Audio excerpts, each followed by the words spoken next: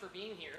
Whether you're coming from the computer science department or you're here for music, it's such a joy and an honor to be giving this talk to you about artificial intelligence. Because let's be real, you're all curious to some extent. I mean, it's evolved a lot in the last roughly 3 years, from ChatGPT being able to have conversations, to being able to look at AI art, to even recently I saw there's AI video generations, which is really fascinating. It's evolved a lot recently, and as someone who comes from the honors department, likes to try and connect multiple things together, I was like, how can I relate music and artificial intelligence? Hence where this project comes about. Because here's the thing, and you can move on to that. Oh, I guess before we get started, did everyone get the program and the QR code? Yes. Because that's going to be really important as we go on. Cool. Go ahead and move on to the next slide, Lucas. Thank you. Because AI, there's two parts to successful AI, right? There's idea generation, right? It's got to be able to think and come up with a thought. And it's got to be able to convey that information to the end user. It's got to be able to do both those things. ChatGPT, that's very easy, right? Comes up with the thought, and then it just has a text conversation with you. That's pretty easy. Or an AI picture. It can think of what the picture is going to look like, and then put that picture on the screen for you. But music is different. Because with music, AI can come up with a thought, but it takes humans to be able to actually convey that meaning. And when you insert that in the communication step, that's when things start becoming a little bit more complicated. Hence why this project comes to be. So the goal of this project is to showcase where AI music generation still has room to grow to accommodate for the human voice. So enter the scene, Deep Bach. This is the name of the AI that I use to generate these Bach chorales that you're about to hear. We'll get to that in a second. Why did I choose Bach? Well, Bach wrote a ton of music in his lifetime, like a ton. And those of you who are CS people in the room, you know that the more data you have, the more accurate your results are going to be. So that's why I picked Bach specifically as opposed to someone like Mozart or Beethoven. The other thing is Bach wrote in a style called chorales. He was a church musician, so he often had to write music for the church. And when you're writing music for the church, they're not necessarily musically inclined, so they have to be able to sing along with. It means the music's a lot easier, and my singers have an easier time being able to approach the music. So that's another reason why we chose Bach. So, time for the fun. This is how the rest of this concert is going to work. I have 4 sets of chorales, each with 3 harmonizations, one of which will be real Bach, and the other 2 will be generated by AI. You don't necessarily know what the order is. I mean, we do, hopefully. But you don't know what the order is, and it's up to you to guess, and there's no chance of getting the QR code if you haven't already, but you'll get to vote on which one is real and which one is fake, and you'll get to actually see those results live on the screen, which is going to be something that's super exciting. What other announcements do I have? I ask that you hold your applause until the end of all 3 songs, just to respect the people in the audience. They might be listening and wanting to hold on to that sound in their head for all 3 songs, and so by holding your applause, you give them the freedom to do that. But at the end of the set of 3 songs, you're more than welcome to applaud to your heart's content. And with that being said, you guys ready to sing? You guys ready to hear some music? Let's start. Here's the first one. It's called Ein Feste Burg.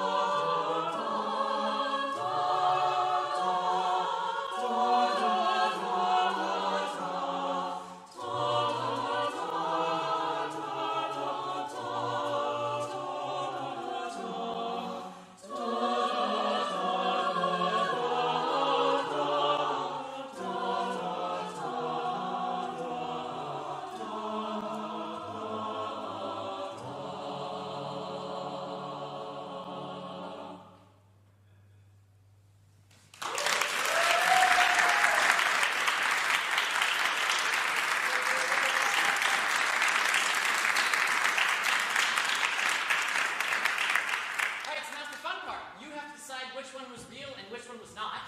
So once Lucas goes ahead and gets us started, you can go ahead and vote. Would you think the first one was AI, or the first, you're voting which one you think is real. Was the first one real, the second one real, or the third one real? I'll give you some time to vote. You'll get to see it live.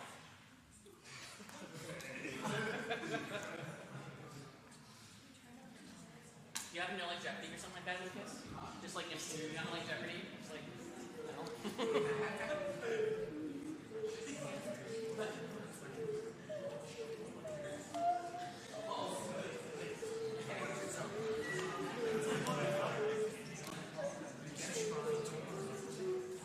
Okay, something.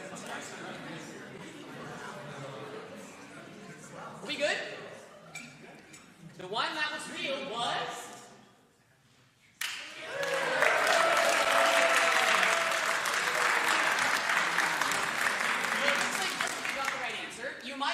that was one that I put on my Instagram over the summer, so some of you might have been cheating. Just saying. But that being aside, it sounds like you guys, for the most part, did pretty well, which is awesome. There's two major realizations I want to talk about when it's trying to distinguish the difference between AI and real Bach music that I found in my research when doing the comparisons. Number one is Bach is not that rhythmically complicated, especially in this style of music. The AI likes to try and compensate for that and thinks I will sound real if I overdo the rhythm. And so then there's lots of these crazy, really fast 16th rhythms. And so if you hear lots of 16th rhythms, it's not that Bach doesn't do them, but it's pretty likely that if it's overused, it's probably not him.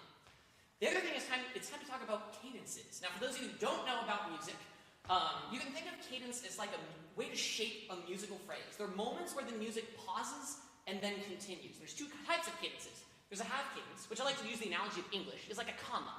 So it's kind of like a slight pause, but there's clearly still thought along with the line. And then there's an authentic cadence. And think of that as like your period. That's the end of the musical thought. We're moving on to the next sentence. So for example, in this piece, we are in D major, which sounds like this. And a half cadence, a comma, would probably sound something like this. And then we get the period.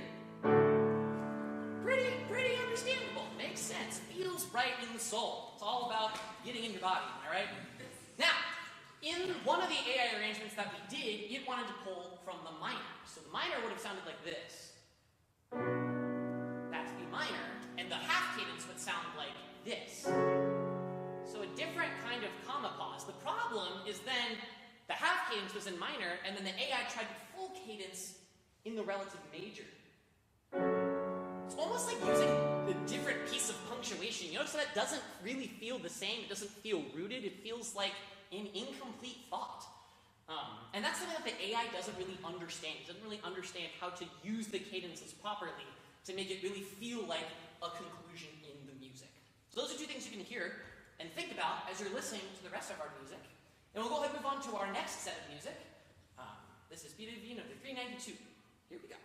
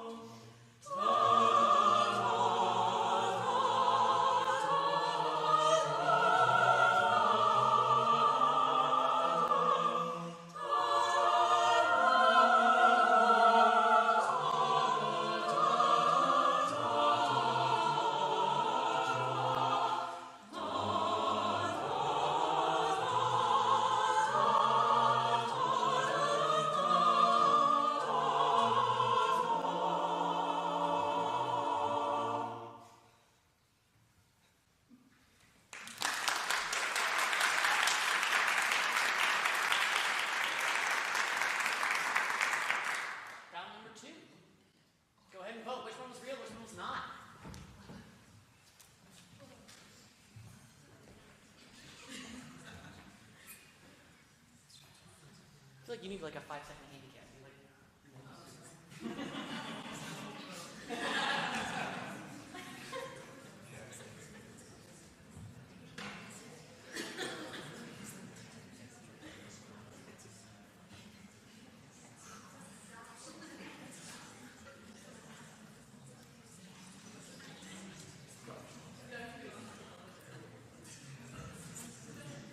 You good? Great. And the real one was. Good job. So it sounds like the majority of you are doing a pretty good job of finding it, which I think kind of confirms my thought that this needs a little bit more work, but we'll see if I can trick you later on. Well, who knows? I picked this chorale specifically because there's a lot of high notes that a lot of these parts have to sing.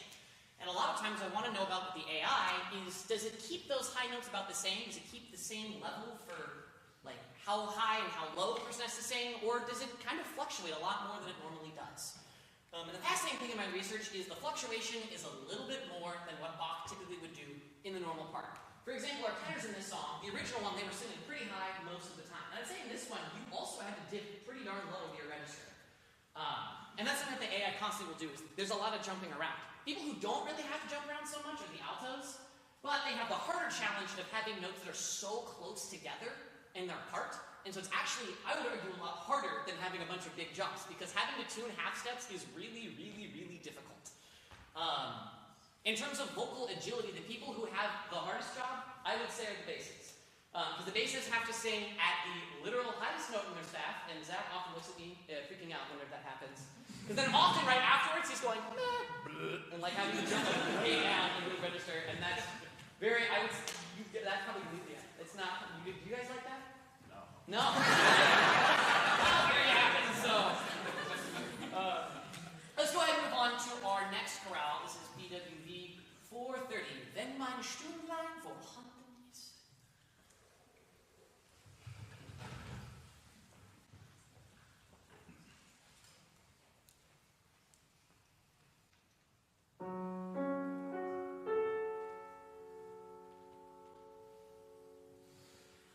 Da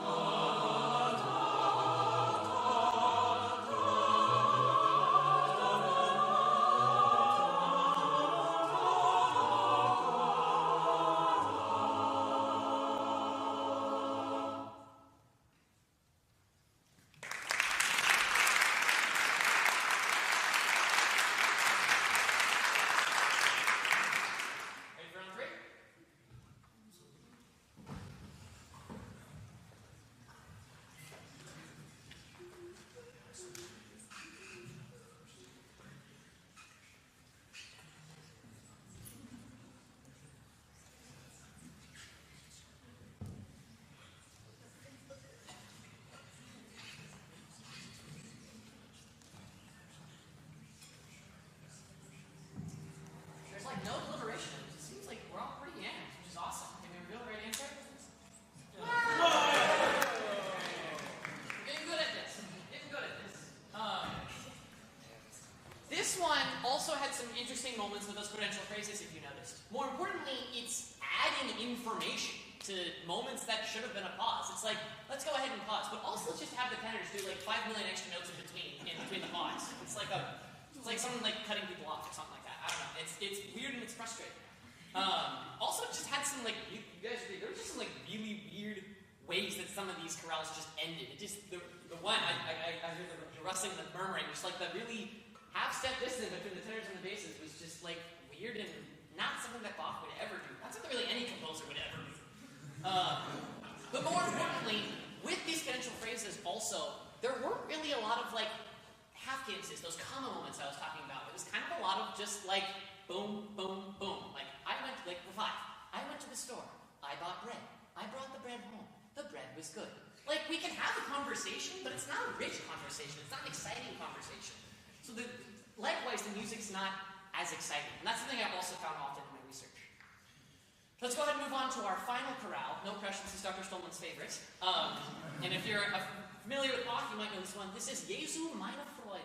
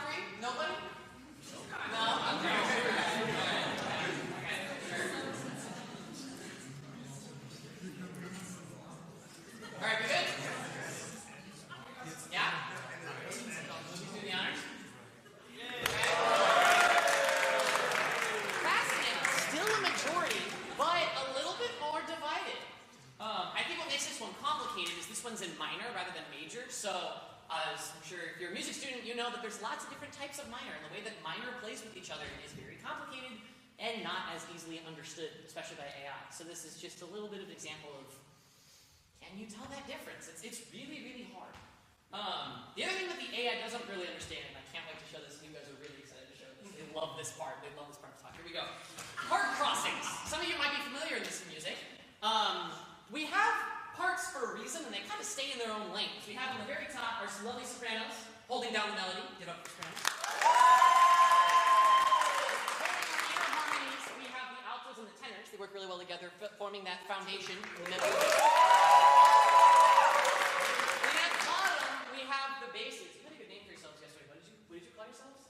Fire Nation. The Fire Nation. They call themselves the Fire Nation, but they're the rock, they're the foundation, they're the bottom. Now,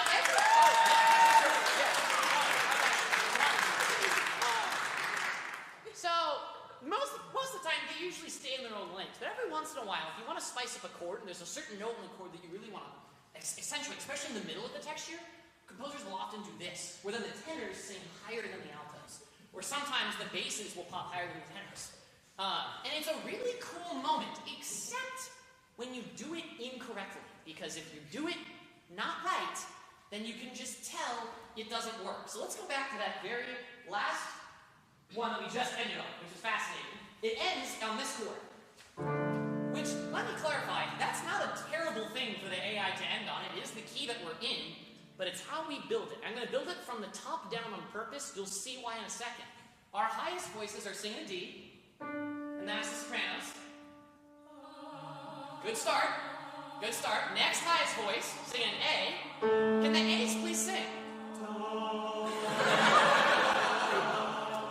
Next time we have the third, sung by.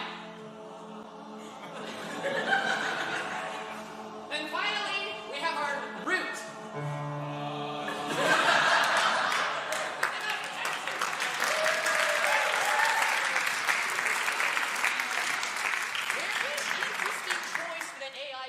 Those parts definitely. I mean, the basses are singing. They're not only basses are doing not just they're doing like this, which is like weird. And then the altos are. It's basically that is what's going on right there. We really don't make that chord being sung, please. Thank you. But it's a really weird way to voice that chord, especially because it means everyone is in the lower part of the register, and the tenors are literally groveling down there, which is tough, especially in the altos too. But the basses are like in the upper third of their register. And when you have a part in the upper third of their register, it's just going to absolutely cut through that texture. And it's not going to give the effect that you're looking for. And that often happens a lot. There were a lot of part crossings that I found that were just like weird and unique like that. But it sounds like you guys mostly did a pretty good job. You should give yourselves a round of applause, because that's awesome.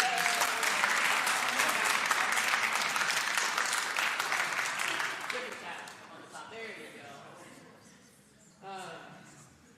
But that's it. That's my talk. Thank you guys so much for coming. If you move on to the next slide. That's all my socials. I guess I keep up with them.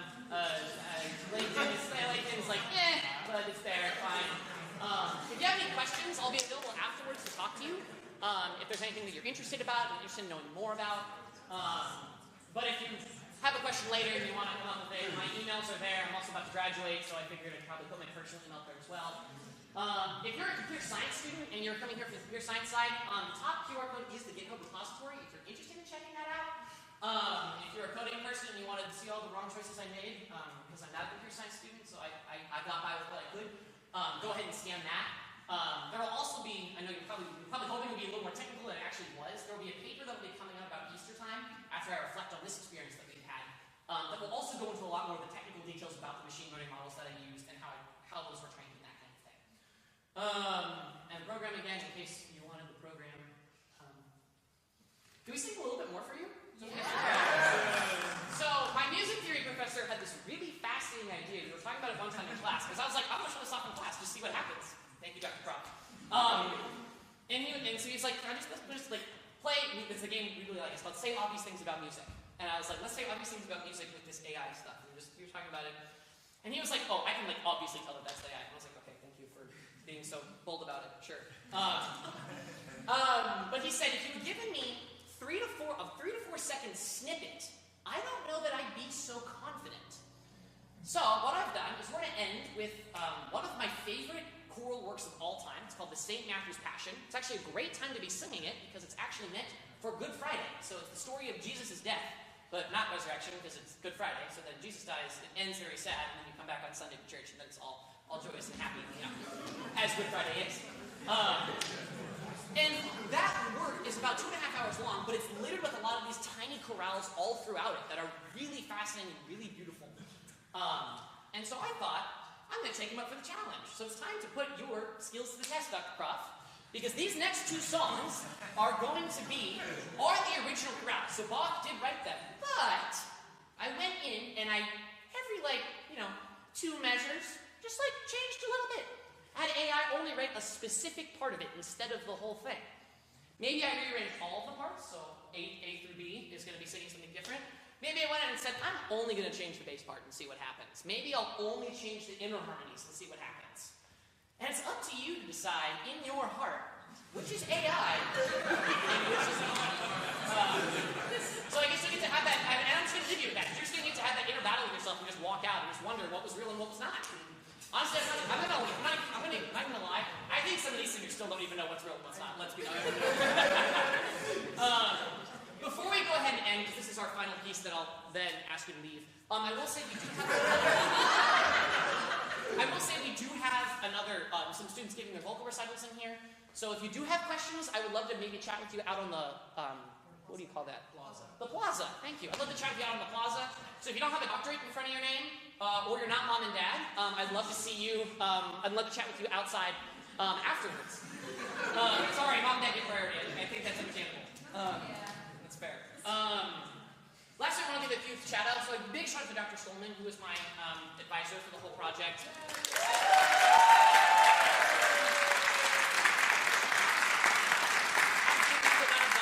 You've been a huge blessing and a huge gift, and you keep me in check, which is, I'm a little too ambitious. So I appreciate you throwing me down. Also in the audience, my other academic advisor is Dr. Eric Schmidt, who's the advisor for the honors program. So thank you so much for all of your time and encouraging me to do this project. Finally,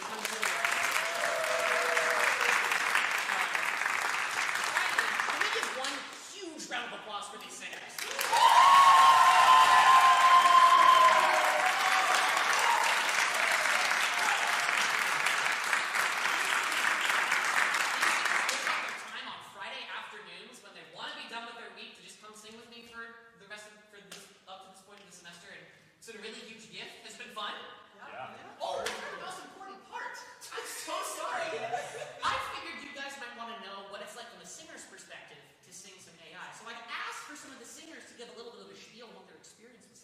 So first to the stage, engineer extraordinaire. This is Audrey Stevenson.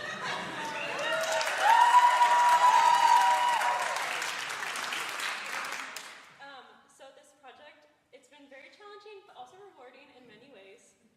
As Trevor mentioned, the chromaticism has been so challenging. Normally when you're in choir, you can listen to other parts around you to find where your note fits within the chord. That's not always the case, especially at the first chorale that we sang. If you're off by a half step, sometimes you don't know where you're supposed to come back in until the end of the phrase. But it was a great challenge and to try and get through those difficult parts. I've also had to rely a lot on listening to my partner Lily when we're singing and muscle memory instead of just my ears to know the intervals in between the notes. So that's been, as a musician, a great benefit of this project. But I've just enjoyed this experience a lot, getting to sing Bach with so many talented people, seeing them all struggle and challenge. But also, we worked through it and created some beautiful music. And I also have just really enjoyed getting to learn about AI through this experience and seeing how technology is progressing music. But also, Bach was a musical genius, and AI is not at the level to replicate him yet. So it's given me a new appreciation for those classical standards. Yeah. I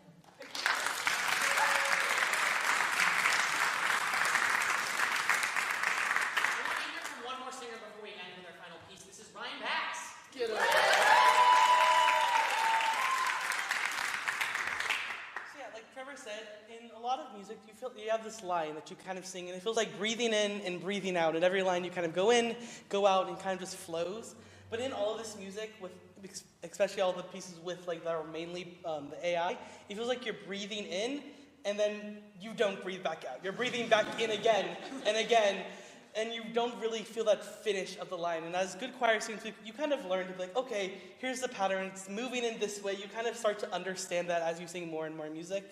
But this just threw everything out of the window. You think you're going to go one way, you're going down, but actually you're going to jump back up above the staff, hit a high A out of nowhere, and then go back down the next second. And that's just what the AI really taught us. So it really taught us how to be like better singers, be on our feet, because we're always moving. We're not listening to these patterns, like Audrey said, listening to the other parts like find our way. So we're just kind of swimming at our own pace in an ocean full of darkness. But it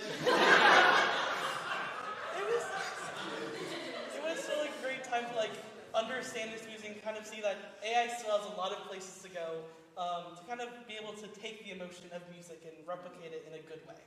Yeah.